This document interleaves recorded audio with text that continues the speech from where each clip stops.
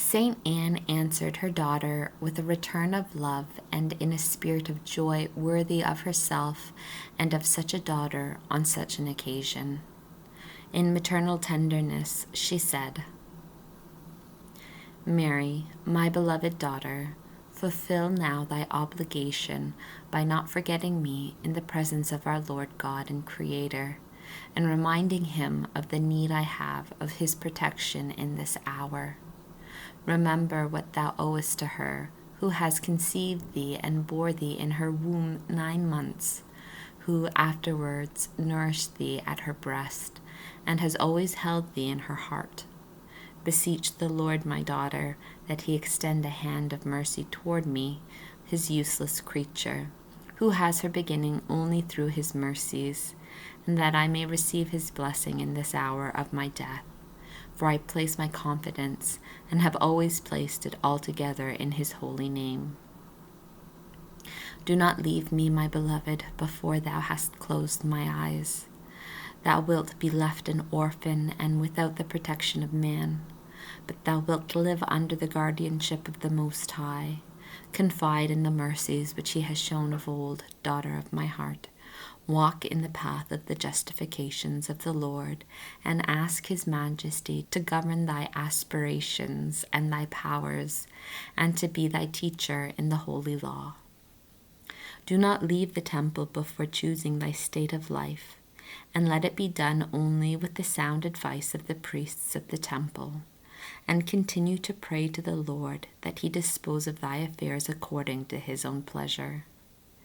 Pray that, if it be his will to give thee a spouse, he may be of the tribe of Judah and of the race of David. The possessions of thy father Joachim and of myself, which shall belong to thee, share with the poor, with whom thou shouldst deal in loving generosity. Keep thy secret hidden within thy bosom, and ask the Omnipotent without ceasing to show his mercy by sending his salvation and redemption through his promised Messiah. Ask and beseech his infinite bounty to be thy protection, and may his blessing come over thee together with mine.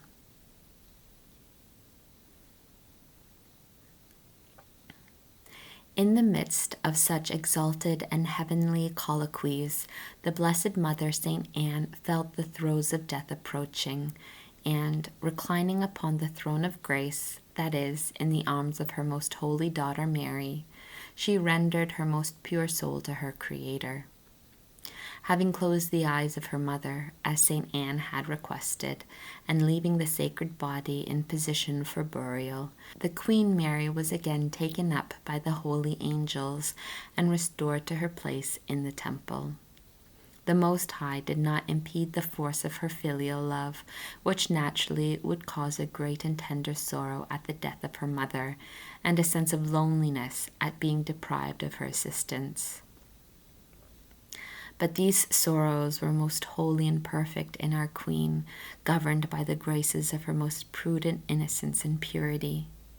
In the midst of them, she gave praise to the Most High for the infinite mercies which he had shown to her mother, both in life and in death, while her sweet and loving complaints on account of the absence of the Lord continued unabated. However, this most holy daughter could not know the full extent of the consolation afforded her mother in having her present at her death. For the daughter was not aware of her own exalted dignity and the sacrament connected with her, as was known to the mother. This she had always kept secret, as the Most High had commanded her. But finding at her bedside her who was the light of her eyes and of the whole world, and having the privilege of expiring in her arms, all the desires of her mortal life were fulfilled, making its end more happy than that of all the mortals up to that hour. She died not so much in the fullness of years as in the fullness of merits, and her most holy soul was placed by the angels in the bosom of Abraham, where she was recognized and reverenced by all the patriarchs, prophets, and the just who were in that place.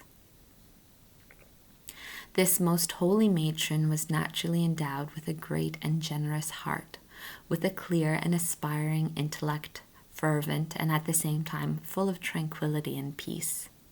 She was of medium stature, somewhat smaller than her daughter, Most Holy Mary. Her face was rather round, of a suffused whiteness. Her countenance was always equable and composed.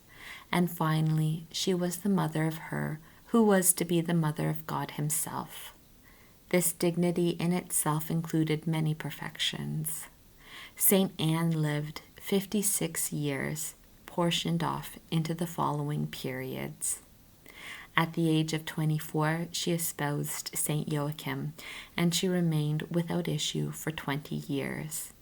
Then, in the 44th year, she gave birth to the Most Holy Mary.